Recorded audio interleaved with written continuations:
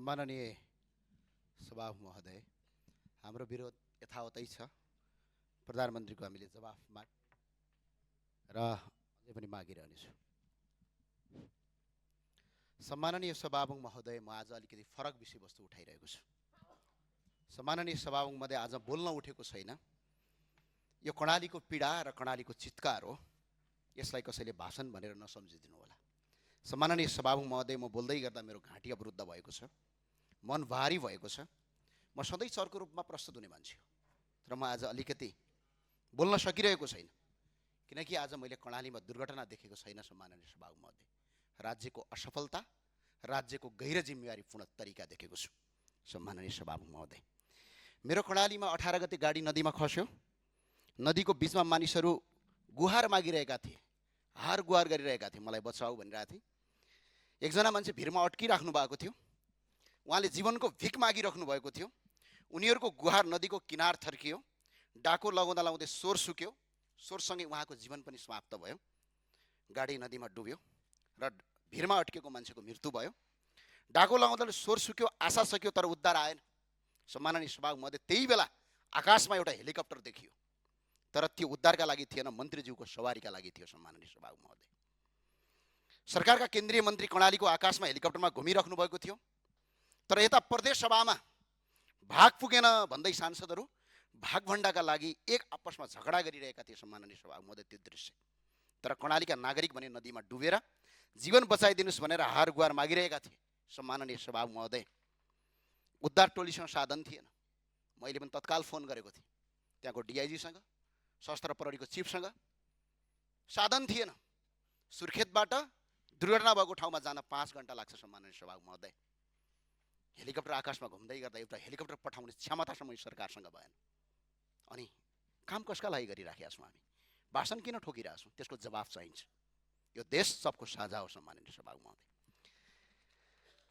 24 घण्टा बित्यो, एउटा हेलिकप्टर पनि गएन। 24 घण्टा।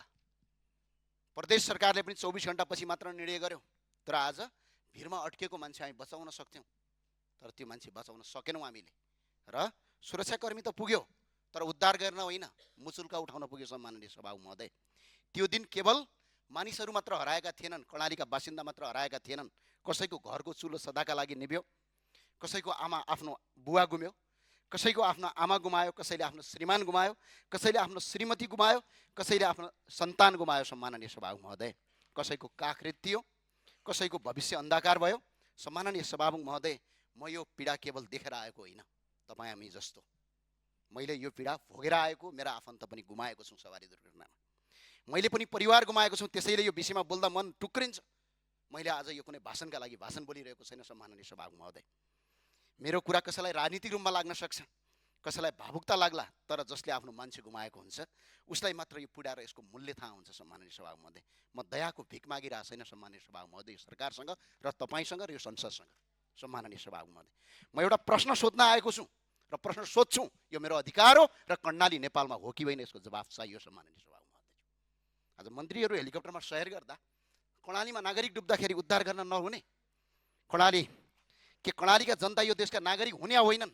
यसको जवाफ सम्माननीय सभामुखले आज दिनुपर्छ। यो संसदमा रुलिङ गर्नुपर्छ।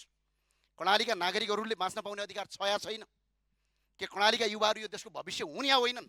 कि हामी कर्णालीमा जन्मनु हाम्रो अभिशाप हो? आज मैले बोलेको भाषा त्यही कर्णालीको। सम्माननीय सभामुख महोदय, नेपालको सभ्यता त्यही कर्णालीको। हाम्रो कर्णालीले नेपाललाई सम्पत्ति दिएको छ। सम्माननीय सभामुख महोदय, तर सधैँ विभेद मात्र भएको छ। म त्यही भएर सम्माननीय सभामुख महोदय भन्न चाहन्छु, कर्णाली नेपालमा पर्छ कि पर्दैन? यदि नेपालमा पर्छ भने विभेद किन हुन्छ? कर्णालीका जनता नेपाली हुन् भने विपदको बेला राज्य किन अनुपस्थित हुन्छ? सम्माननीय सभामुख महोदय, सरकारले यही संसदमा विपद व्यवस्थापनका लागि हेलिकप्टर सञ्चालन गर्ने, उद्धारमा प्रार्थना भनेर ठुला गफ हान्यो। हामीले गफ सुन्यौँ र ताली फट्कायौँ। सम्माननीय सभामुख महोदय, तर व्यवहारमा कर्णाली परेन, कर्णालीलाई देखिएन। आकाशमा मन्त्रीको हेलिकप्टर उडिरहँदा नदीमा नागरिकहरू डुबिरहेका थिए। सम्माननीय सभामुख महोदय, यो दृश्य केवल एउटा दुर्घटना होइन, राज्यको संवेदनहीनताको सबभन्दा ठुलो प्रमाण हो। त्यसैले म सम्माननीय सभामुख महोदय मार्फत सरकारसँग स्पष्ट जवाफ माग्न चाहन्छु, कर्णालीका नागरिकको ज्यानको मूल्य आखिर कति हो? सम्माननीय सभामुख महोदय, तोकिदिन पर्यो।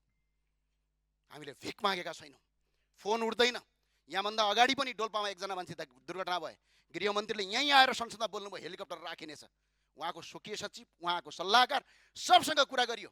बेलुका 4 बजेसम्म हेलिकप्टर गएन। त्यसपछि हामीले पैसा तिरेर हेलिकप्टर पठायौँ, तर मान्छे ढिलो उद्धार गर्दाखेरि आज त्यो मान्छेको ज्यान गयो। सम्माननीय सभामुख, मजाक चलिरहेको छैन। त्यही भएर सम्माननीय सभामुख महोदयलाई विनम्र अनुरोध गर्छौँ, 10 औँला जोडेर बिन्ती अनुरोध गर्छौँ र यही संसदको रोस्टरमा अहिलेबाट अनुरोध गर्न चाहन्छु, सरकारलाई तत्काल रुलिङ गर्नुहोस्। घटनाको सत्य तथ्य सार्वजनिक गर्न, उद्धारमा भएको ढिलाइको जिम्मेवारी निर्धारण गर्न सम्माननीय सभामुख मार्फत म रुलिङको अपिल गर्न चाहन्छु र यही संसदबाट अहिले नै रुलिङ सरकारमाथि रुलिङ होस् भन्ने अपिल गर्छु। जय राष्ट्रवाद, जय नेपाल। धन्यवाद।